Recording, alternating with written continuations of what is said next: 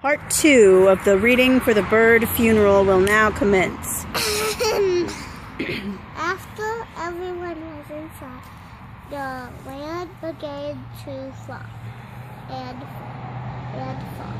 The oak walked this way and that way on the rising water. There's a rabbit! The rabbits! And love bird! Finally, the rain stopped.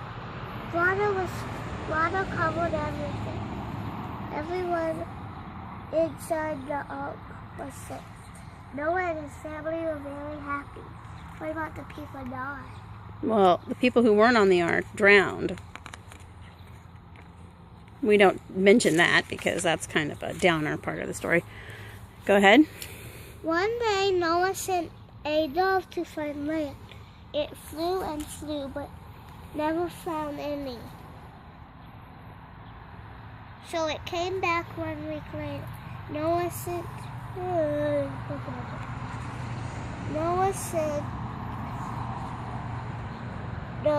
dove out again.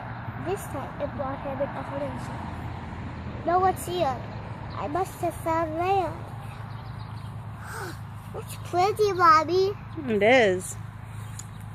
The ark finally came to rest on the top of a mountain. God told Noah, leave the ark.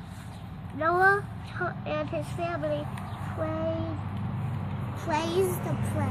Praised, probably. Praised, yes. God put a beautiful rainbow in the sky. It was a sign of his promise to never flood the whole earth again. Is that the end? Very nice. Let me see. It should be.